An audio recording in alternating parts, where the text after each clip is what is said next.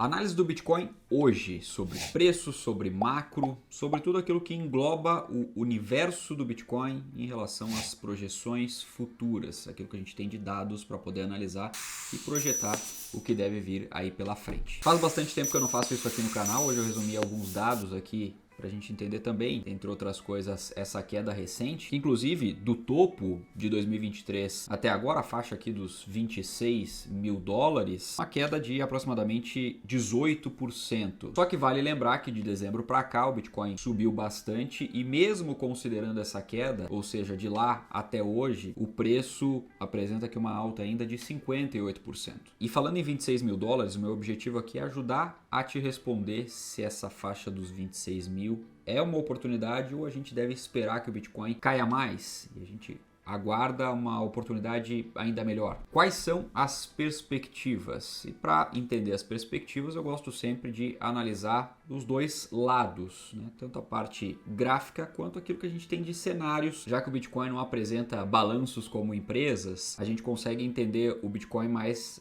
pela ótica macro, além dos gráficos, para poder projetar alguma coisa, né? E o Bitcoin ele é muito relacionado, né? Ou correlacionado com os mercados de renda variável em geral. Então, a ideia aqui é trazer também esse contexto para a gente poder dar base para as nossas decisões de investimento. Bom, vamos aqui olhar gráfico, fazendo uma análise um pouco mais simples aqui, né? Nada de muito complexo. O que a gente identifica aqui de cara olhando esse gráfico diário aqui? Nós tivemos aqui um ponto bem importante que representou aqui na faixa dos 25 mil, né? Um pouquinho menos aqui, 25, 24 alguma coisa, uma resistência de alta aqui em fevereiro, depois nessa mesma região aqui uma base, um suporte lá em junho e agora novamente, né? Ele veio aqui praticamente testar a região dos 25 mil dólares. Então essa é uma barreira psicológica bastante forte, né? O mercado ele considera sempre isso e eu gosto sempre de considerar essas barreiras psicológicas de suporte e resistência, porque isso explica, dentre outras coisas, quando o mercado cai bastante, ele vai parar em algum lugar, né? E aqui muita gente deixa a ordem de compra, por exemplo, né? Existe aquela barreira psicológica sim, muita gente olha para ver até onde caiu da outra vez, então mais ou menos ali vai deixar as ordens. E se a gente sabe que o mercado se comporta dessa maneira, nós também podemos aproveitar momentos assim, não para dar all-in, né? Mas sim para aproveitar alguma eventual queda, poder comprar mais barato, por exemplo, em cenários onde ele vai testar ali fundos anteriores e depois volta a subir. Então esse é o primeiro ponto. Outro ponto importante aqui é que ele perde aqui no gráfico diário, se a gente for olhar aqui mais ou menos daqui para frente, ele tinha um padrão de alta aqui, né? Tava formando aqui esses fundos ascendentes, fazendo novas máximas aqui e tudo mais, só que ele perde esse padrão recentemente, nos últimos dias. Logo, isso aqui é um ponto importante também para a gente entender, né? Até porque ele pode virar também uma nova resistência lá na frente, levando, por exemplo, a recuperação de preço para novas máximas para um prazo bem mais adiante, né? Se a gente for olhar aqui, nós não conseguimos ter uma perspectiva de novas máximas nas próximas semanas, mas pelo menos nos próximos meses. Agora, outro ponto que eu gosto de olhar bastante é gráfico semanal, os cruzamentos das médias, né? Então, períodos aqui, por exemplo, de 7 semanas com 25 semanas, se a gente for olhar aqui o que isso representa, né? Esses cruzamentos de médias, volta lá atrás, a gente vê aqui que quando cruza, né, olha só, a linha amarela para cima, né, essa aqui é a média de 7 semanas, ela cruza para cima da linha roxa aqui, a gente tem longos períodos de alta, aí depois ela cruza para baixo de novo, vai formar aqui períodos de baixa, né, obviamente ela começa a cair já para poder cruzar, mas aí cruzou, segue caindo aqui, depois cruza novamente, vira alta, e aí cruza novamente, a gente vem para os períodos de baixa de novo, e aí baixa, aí vem vindo, e aí ele cruzou aqui mais ou menos em janeiro, né, no começo de 2023, e aí o mercado se animou novamente. Se a gente for pegar outros tempos gráficos aqui, nós vamos encontrar mais ou menos o mesmo padrão. E até o momento, na linha amarela aqui, de 7 períodos, 7 semanas, está acima da linha roxa. Mas notem aqui que ela está prestes a cruzar novamente, indicando aqui que possivelmente a gente deva ter período de preço abaixo do que vinha sendo praticado nas últimas semanas. Agora vamos olhar rapidamente aqui para outro dado que para mim sempre é muito importante, o volume do Bitcoin. Notem aqui que o volume do Bitcoin vem caindo, ele está nas mínimas aqui, né? Tá baixo o volume do Bitcoin, em qualquer lugar que a gente olha aqui a gente vai ver volume baixo, e isso não é tão interessante, né? Quando o volume do Bitcoin está baixo, dificilmente a gente vai ter aquelas retomadas, ao menos não estão no radar, né? Aquelas grandes retomadas de alta. Então a perspectiva para altas mais fortes, mais expressivas, no momento ela está em stand-by. Então existe uma tendência muito forte que nas próximas semanas o Bitcoin não volte lá para casa dos 31, rompa lá para os 32 e assim por diante, topo que ele formou aqui nas últimas semanas, né? Então não existe essa projeção. A probabilidade disso acontecer é significativamente baixa. Agora vamos para um breve contexto macro. O Federal Reserve lá dos Estados Unidos, né, o Banco Central, toma as decisões monetárias. Nesse momento, surpreendeu boa parte do mercado ao anunciar que possivelmente a gente deva ter novas altas nas taxas de juros americanas. O mercado, ou boa parte do mercado, já esperava que a taxa tivesse parado de subir. A tendência é que agora ela suba ainda mais um pouquinho para controlar a inflação por lá, né? A exemplo do mundo todo, nós temos um cenário ainda de inflação não 100% sob controle, então as taxas de juros seguem aumentando. Um pouquinho diferente aqui do Brasil, que elas já começaram a cair, mas o Brasil se adiantou nesse quesito, então por isso que a gente já está com taxas baixando aqui. Lá nos Estados Unidos eles ficaram um pouquinho para trás, demoraram um pouco para subir as taxas de juros e, como você já deve saber, taxas de juros influenciam diretamente nos ativos de risco, porque a renda fixa fica mais atrativa, os ativos de risco tendem a ficar mais descontados por uma série de motivos, né? Principalmente quando a gente olha para a bolsa de valores,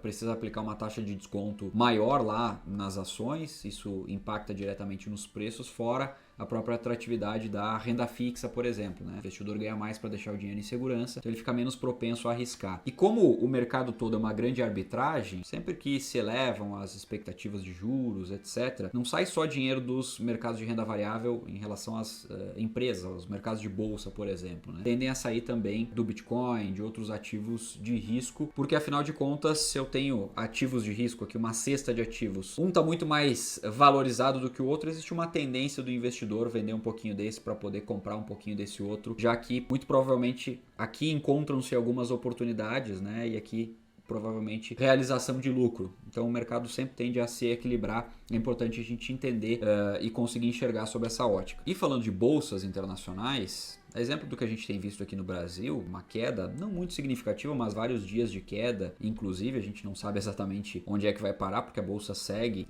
há alguns dias caindo. No mercado americano, mercado asiático, mercado europeu, segue tudo na mesma toada, tudo realizando. Os mercados deram uma esticada nos últimos meses, por exemplo, mas entrou o mês de agosto, começou a realizar tudo, ou seja, muita gente botando lucro no bolso, o cenário passa a ser mais incerto e quanto mais sobe, mais arriscado tende a ser manter o patrimônio ali. Então muita gente tende a realizar os lucros nesse momento e é por isso que muita gente tirando dinheiro da bolsa, pelo menos parcialmente, tende a puxar a bolsa para trás. Aí começam algumas notícias, alguns ruídos negativos também, né? Todo mundo quer explicar por que a bolsa está caindo e nisso de explicar ficam encontrando, né? Procurando notícias negativas. Isso ajuda também o preço a recuar, porque afinal de contas nós como seres humanos somos todos emocionais, as nossas decisões de investimento são emocionais e muito do mercado, os padrões do mercado, às vezes até análise gráfica, como eu falei ali anteriormente, barreiras psicológicas, tudo isso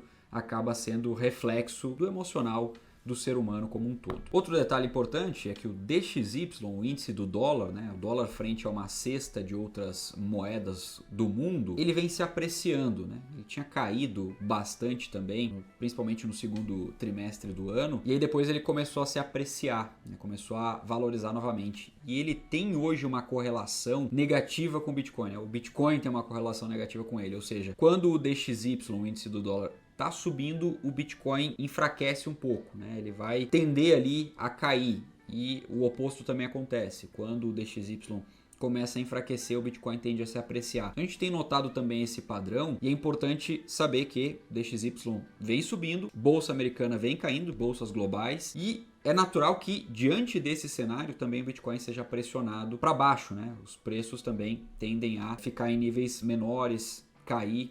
E é isso que a gente tem visto na prática. É importante dizer então, para concluir essa parte, que num contexto geral, isso tudo pressiona o Bitcoin também para as próximas semanas. É muito difícil a gente bolar uma perspectiva lá para daqui 2 meses exatamente, enfim, né? A gente vai conseguindo enxergar muito mais nos prazos um pouco mais curtos, né? semanas, por exemplo, e também a gente consegue ter uma segurança um pouco maior para poder montar uma perspectiva olhando a longo prazo. Esse é um outro ponto que eu quero falar com você. Por quê? Porque se a gente pegar o padrão Bitcoin desde que foi criado, ele sempre tem 3 anos de alta, 1 ano de queda, 3 anos de alta, 1 ano de queda, 3 anos de alta, 1 ano de queda. Esse tem sido o padrão, e vale lembrar que ano passado o Bitcoin teve queda, depois de 3 anos seguidos de alta. Então, se ele seguir nesse mesmo padrão, nós temos aí pela frente 23, 24 e 25 anos de alta para o Bitcoin. Isso é uma certeza? Não, longe disso, né? Mas é um padrão que o mercado também assume. Também tem barreiras psicológicas aqui, né? Padrões psicológicos, e eu considero esse padrão sim,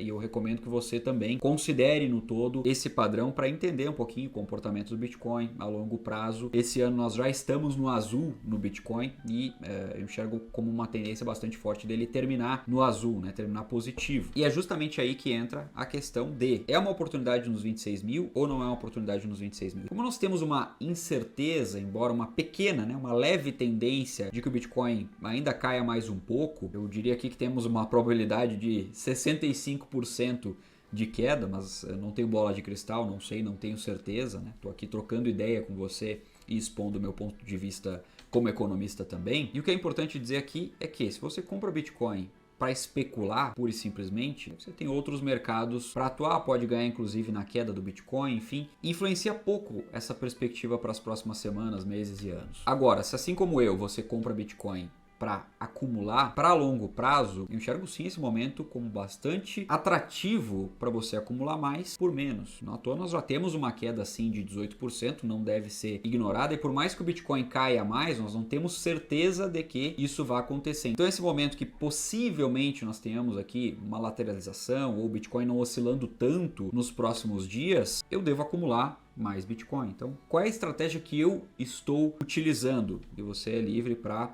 achar que sim, que deve utilizar essa estratégia ou que não. Mas eu venho acumulando Bitcoin agora nessa faixa dos 26 mil dólares. Todos os dias eu compro um pouco de Bitcoin e eu tenho também ordens aí sim maiores lá na faixa dos 24.700, 22.900, porque eu imagino que sim, se o Bitcoin num novo pavor ali cair novamente, ele deve cair um pouco mais forte, e em isso acontecendo a gente consegue simplesmente fisgar ali essas ordens. Se eu já deixo elas armadas ali, simplesmente elas são executadas, eu boto Bitcoin, mais Bitcoin para dentro por um preço menor. Então esses preços menores, eles nos possibilitam acumular ainda mais Bitcoin, gastando o mesmo que nós gastaríamos se tivesse o Bitcoin acima do que está sendo praticado hoje. Agora comenta aqui, porque eu estou sempre curioso, esse é um baita termômetro de mercado. Você tem comprado Bitcoin ultimamente? O que você acha dessa faixa de preços? Qual é a sua estratégia para a compra de Bitcoin? Comprar nos 26, deixar ordens menores aqui, deixar ordens a preços menores aqui, assim como eu faço, adota outra estratégia? Deixa aqui nos comentários, porque isso é sempre produtivo, isso sempre nos ajuda a entender como é que está o mercado. Como eu falei, é um belo termômetro. Se você tiver alguma dúvida, deixa aqui também. Se você ainda não era inscrito no canal, aproveita para fazer isso agora e ativar o sininho das notificações. Se gostou desse vídeo, clica no botão de like, isso nos ajuda bastante. A gente se vê no próximo vídeo. Um forte abraço e até lá.